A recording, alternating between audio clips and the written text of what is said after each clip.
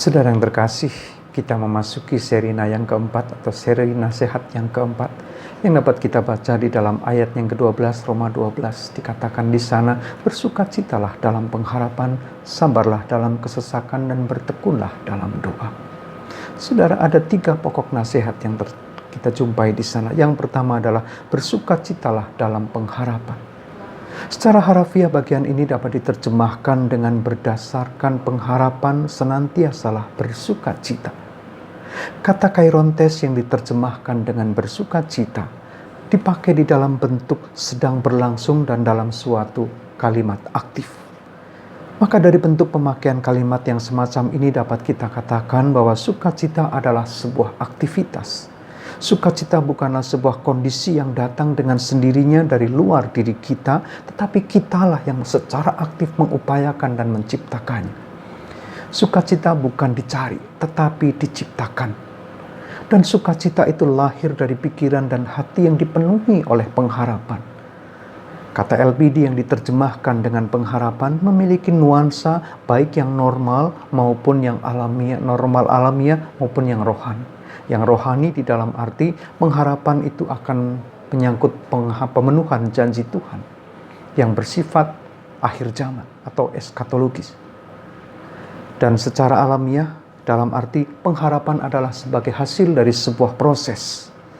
Sebagai contoh, seorang petani seperti yang kita baca dalam Yakobus 5 ayat yang ke-7, seorang petani yang menanam, maka pengharapan yang dimilikinya adalah suatu saat dia akan beroleh panen yang baik.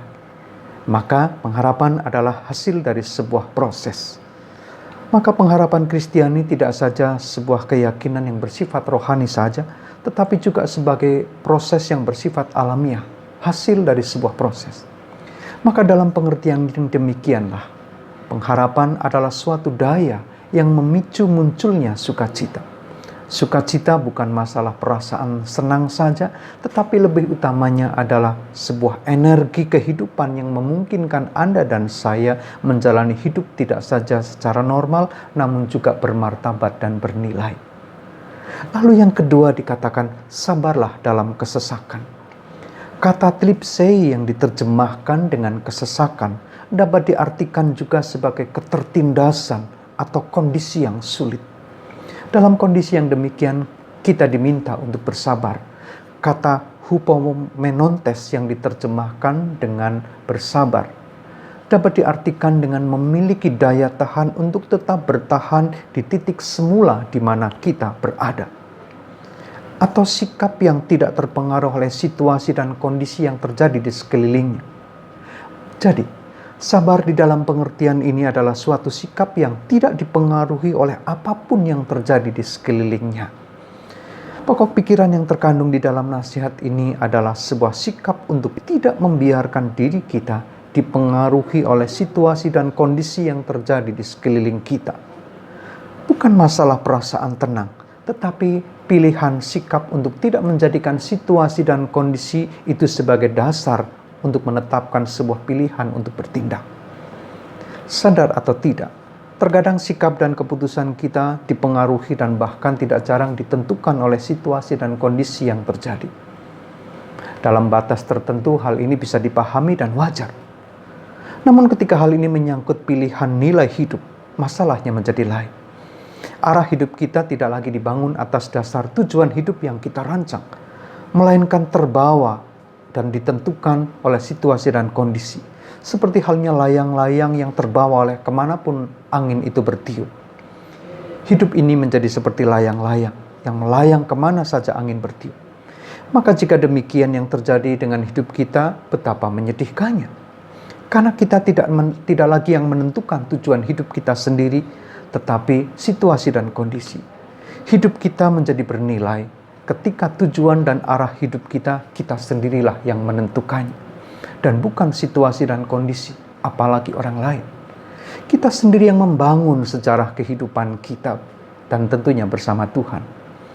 Jangan biarkan arah dan tujuan hidup kita ditentukan oleh situasi dan kondisi, apalagi oleh orang lain.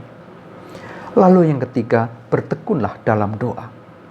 Kata proskarteruntes yang diterjemahkan dengan bertekun memiliki dua pengertian. Yang pertama, tetap setia untuk melakukan sesuatu. Dalam hal ini adalah doa.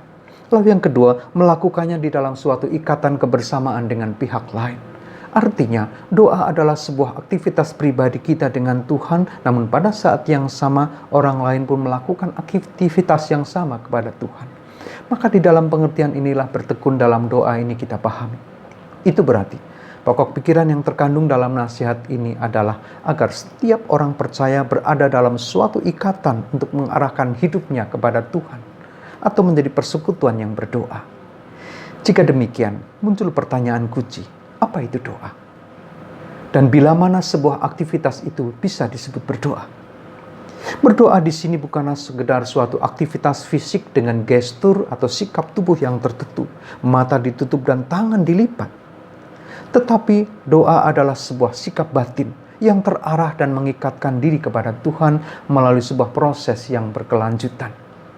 Nah, saudara, ketika doa tidak lagi menjadi sekedar sebuah aktivitas jasmani, melainkan aktivitas batin yang terarah dan mengikatkan diri kepada Tuhan dalam sebuah kebersamaan dengan sesama kita. Dari sanalah terpancar energi kehidupan berupa pengharapan yang mendatangkan sukacita yang memungkinkan kita mampu melewati tekanan hidup yang berat. Selamat bertekun di dalam doa.